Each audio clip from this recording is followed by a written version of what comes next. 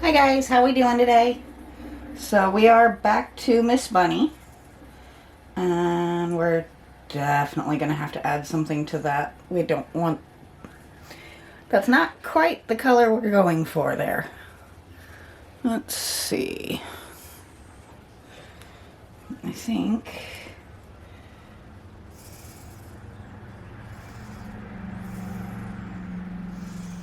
just a little hint of red should bring this out of the really rough range there.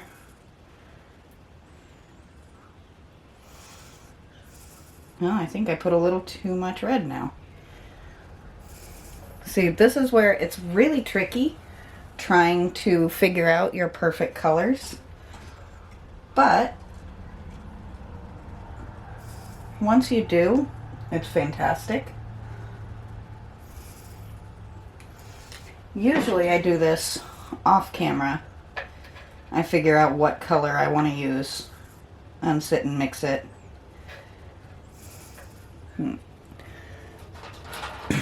But sometimes I just decide to go ahead and do things on camera.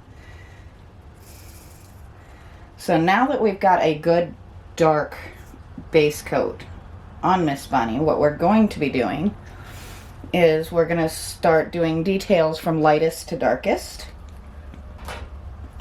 which is why I'm sitting here trying to mix the perfect like light reddish tan, which is really easier said than done, because now we have a weird almost reddish skin tone.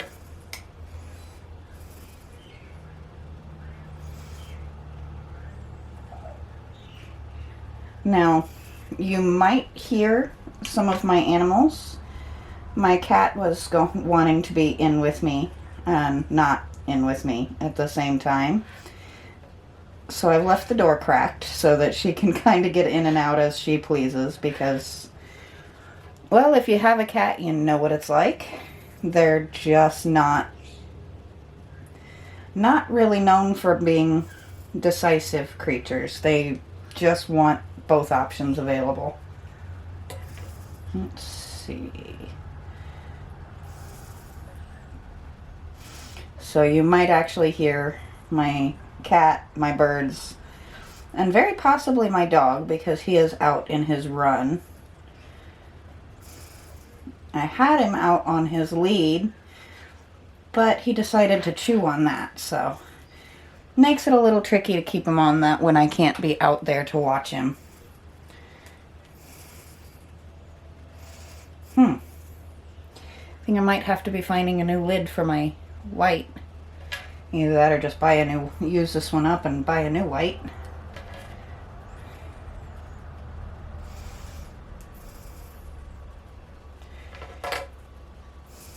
You can always tell the colors that get used a fair amount because they end up just looking a little beaten and battered. But I finally have the color I was looking for.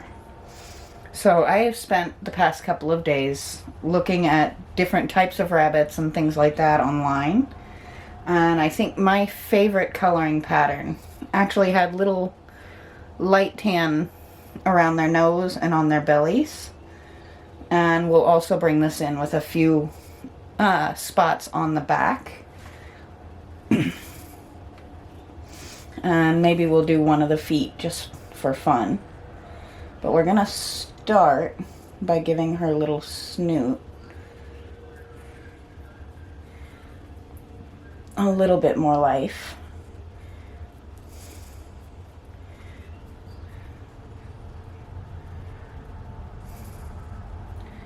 Now I'm not going super crazy trying to make sure to get like the nose perfect, because we will be coming through on that with a much more pink tone in time. But I think that is such a cute look. Let's give her just a little run up her forehead there. already changed her look quite a bit there, didn't it? And we don't want it to be a perfect line, so we're just going to soften the edges there. And then we're going to come down the chin. And the reason I do a full base coat, even though I know I'm going to do colors over it, is because when you're trying to mimic something like fur, if you ever look, whether it's a person's hair, an animal's fur, even birds' feathers, they are almost never one perfect solid color. So it wouldn't make sense, even if I'm coming up under and doing second, third, and sometimes even fourth colors, it would make zero sense for that to be just a solid tone. Where if you do layers, some of the undertones peek through, because I don't make super hard efforts to keep the colors perfectly thick, like the same thickness all the way throughout. And this will cover some of that just beaten and battered area there. But even just that little bit already just adds a lot of depth to her. She still definitely looks like a chocolate bunny. And I'm not 100% sold on the idea of completely eliminating that, because I think it's just kind of fun. Let me know what you think in the comments. Should we keep her kind of looking chocolate, or should we try to make her look like a real bunny?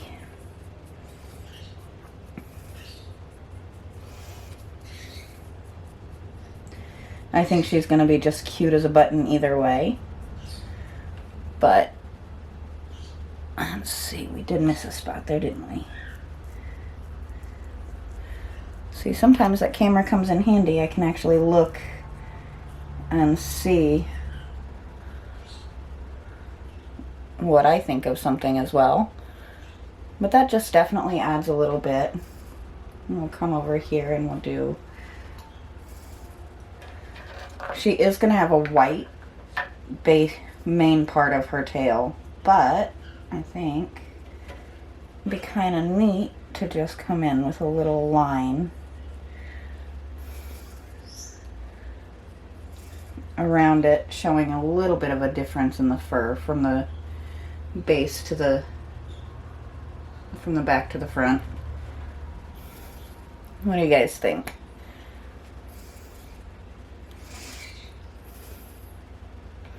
And then I am going to do one more section before we go through and start just kind of adding some highlights with her.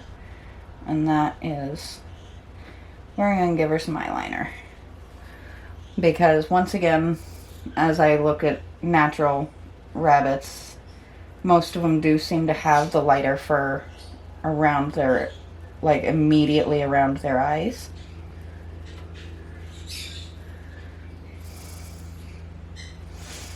And just the same as it was on the frog, the eyes will be the last thing I do.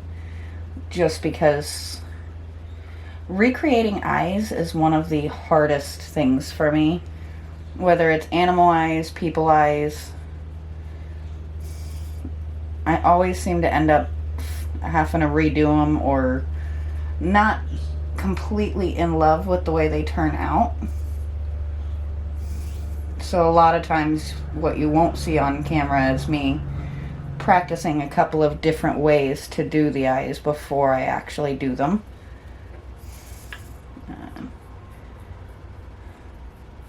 I know they're going to be covered by the hat, but what's it hurt to have a little extra detail in there? So there's a good start to her already. Now let's go through and just kind of take a few spots and just add a little bit of depth to her. And we're going to be doing this particular thing with a lot of different shades of brown and possibly a shade or two of gray, just to give her a good hard amount of depth.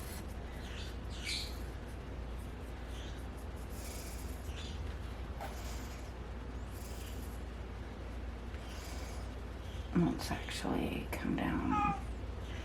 Hi, Hannah. So my cat has decided to join us. I don't know if you could hear her just a second ago, but she is a sweet thing. She's my little old lady at probably almost 13 years old now. Where you at, Hannah? You want to come say hello? Come here. I know. So here's Hannah. I'll turn this just a little bit here. There she is. She's annoyed at me for picking her up, but that's okay. That's part of having cats. All right, down you go.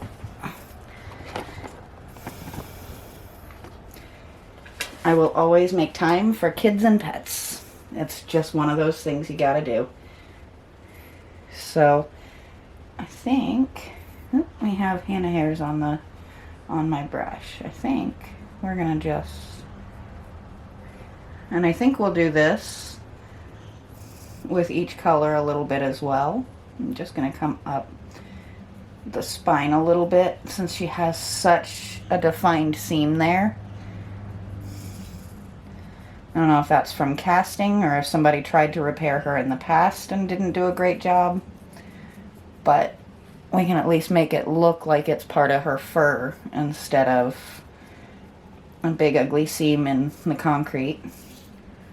Let's soften that up now that it's started to dry a little bit. And like I said, we're going to be painting white down here, so that doesn't have to be perfect. And I hear my birds talking up a storm in there. You get a little of everybody today, though Loki has decided to be quiet now. I had planned on getting in here much earlier today, but Loki, as I said, has decided to choose mischief today and just had too much to say to let me get anything accomplished. You gotta be kind of okay with that, though. Having pets is a lot like having kids sometimes, and I have done both, so don't crucify me for that one. But you have to be willing to make time for them. You have to be able to say, okay, well, that wasn't what I had planned, but we can work with this. So there's her next level, and we're gonna let her dry for now, and I'll be coming through with another bit on the rocking horse in just a little while. But for now, I will talk to you guys later.